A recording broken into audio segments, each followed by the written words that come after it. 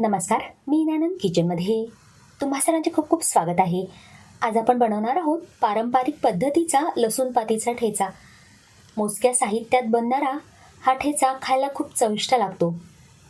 तुम्हालाही असा ठेचा बनवायचा असेल तर मग व्हिडिओ स्किप न करता पूर्ण बघा आणि व्हिडिओ आवडल्यास लाईक, शेअर आणि सबस्क्राईब नक्की करा. चला तर मग अगदी साधा आणि सोपा चविष्ट असा लसूण पातीचा ठेचा बनवायला सुरुवात करूयात. साहित्यामध्ये इथे मी ताजी लसूण पात घेतली आहे.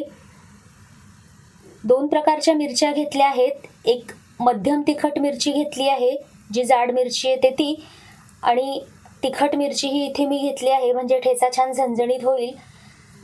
3 लाल मिरच्याही मी इथे घेतल्या आहेत. तुमच्याकडे जर लाल मिरच्या नसतील तर फक्त हिरव्या मिरच्या घेतल्यात तरीही चालेल. एक लहान वाटी शेंगदाणे भाजून त्याची साल काढून घेतली आहे. भरपूर कोथिंबीर घेतली आहे. लसूण पात आपण सुरुवातीला धुवून घेतली आहे, त्यानंतर तिची देठं काढायची आहेत. पाहता क्षणी आपल्याला ही पात कांद्याच्या पातीसारखी दिसते, मात्र दोन्हीही मध्ये बराच फरक आहे. लसणाच्या पाकळ्या येण्याआधी ही अशी लसणाची पात आपल्याला पाहायला मिळते. चवीला झणझणीत अशी ही लसूण पात असते. अशा प्रकारे आपण लसूण पातीला चिरा देऊन घेतले आहेत आणि बारीक चिरून घेणार आहोत. साधारण 4 ते 5 लसणाच्या पाती इथे मी घेतलेल्या आहेत. इतक्या ठेच्याला अगदी व्यवस्थित होतात. यापेक्षा जास्त जर आपण पात घातली तर मग ठेचा जास्त झणझणीत होतो. अशाच पद्धतीने आपण संपूर्ण पात ही चिरून घेणार आहोत. आज आपण हा ठेचा लोखंडी तव्यामध्ये बनवणार आहोत, म्हणजे ठेच्याची चव अजून मस्त होईल. इथे आपण 2 लहान चमचे तेल घातले आहे. तेलामध्ये अर्धा चमचा जिरे घालायचे आहेत.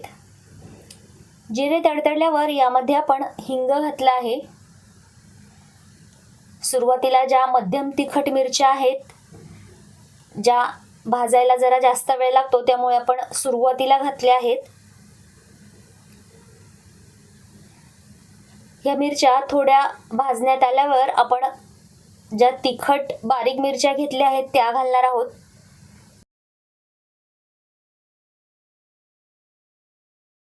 साधारण 3 ते 4 हिरव्या मिरच्या मी घेतल्या आहेत आणि 3 ओल्या लाल मिरच्या घेतल्या आहेत.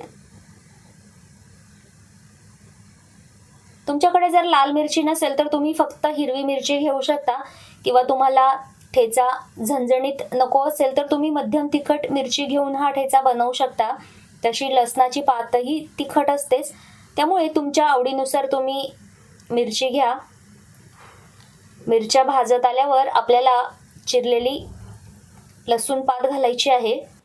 लसूण पातही आपण तेलावर 1 ते 1.5 मिनिटं परतवून घेणार आहोत.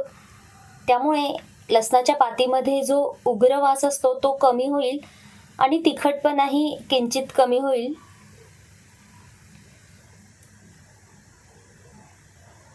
मिरच्या भाजायला पातीपेक्षा जरा जास्त वेळ लागतो, त्यामुळे आपण सुरुवातीला मिरच्या भाजून घेतल्या आहेत आणि त्यानंतर चिरलेली लसूण पातही आपण तेलावर परतवून घेतली आहे. इथे मी भाजलेले शेंगदाणे घेतले आहेत. तुम्ही जर शेंगदाणे कच्चे घेतले असतील तर तुम्ही मिरच्या आणि लसूण पात सोबत शेंगदाणेही भाजू शकता. माझ्याकडे सुरुवातीलाच भाजलेले शेंगदाणे होते, त्यामुळे मी इथे शेंगदाणे नंतर घालणार आहे. इकडे आपलं सर्व साहित्य परतलं गेलं आहे. आपण गॅस बंद केला आहे. त्यानंतर हे गार झाल्यावर आपण ठेचा कुटून घेणार आहोत.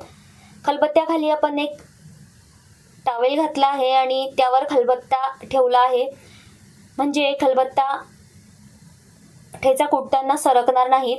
भाजलेले शेंगदाणे घालायचे आहेत. चवीनुसार मीठ, चिरलेली कोथिंबीर घातली आहे. आता आपल्याला खलबत्त्यामध्ये हा ठेचा कुटून घ्यायचा आहे. तुमच्याकडे जर खलबत्ता नसेल तर तुम्ही मिक्सरच्या भांड्यामध्ये घालून ठेचा मिक्सरला फिरवून घेऊ शकता. मात्र ठेचा खूप जास्त बारीक फिरवू नका. थोडा जाडसर असा आपल्याला हा ठेचा ठेवायचा आहे. हा ठेचा खलबत्त्यात कुटून बनवल्यावर याच्या चवीमध्ये अजूनच वाढ होते, त्यामुळे शक्य असेल तर हा ठेचा अशा पद्धतीने खलबत्त्यामध्ये कुटून बनवा. ठेचा खूप जास्त बारीक कुटायचा नाही, तर थोडा जाडसर हा ठेवायचा आहे. इकडे आपला ठेचा आता कुटून झाला आहे. अगदी मस्त असं टेक्स्चर ठेच्याचं आलेलं आहे. मिक्सरला जर ठेचा फिरवला तर खूप जास्त बारीक होऊन जातो आणि मग खायला मजा येत नाही. त्यामुळे अशा पद्धतीने आपल्याला शक्य असेल तर कुटूनच हा ठेचा बनवायचा आहे. आता आपण ठेच्याला परतवून घेणार आहोत. त्याच तव्यामध्ये आपण 1 ते 1.5 चमचा तेल घातलं आहे. कुटलेला ठेचा आता घालायचा आहे. आपण यामध्ये लागणारं सर्व साहित्य सुरुवातीला घातलेलं आहे आणि ते परतवूनही घेतलं आहे. त्यामुळे आता मात्र मंद गॅसवर आपल्याला साधारण 1 ते 2 मिनिटं हा ठेचा परतवून घ्यायचा आहे, जेणेकरून ठेचा खाली लागणार नाही आणि सगळीकडनं व्यवस्थित तो खरपूस असा परतला जाईल. यासाठीच आपल्याला अशा प्रकारे पसरट तवा घ्यायचा आहे. अगदी मोजक्या साहित्यात हा ठेचा खायला खूप चविष्ट लागतो. ठेचा आता परतून झाला आहे. ठेच्याचा रंग किंचित बदलला आहे. आता पुन्हा एकदा ताजी हिरवीगार बारीक चिरलेली कोथिंबीर घालायची आहे.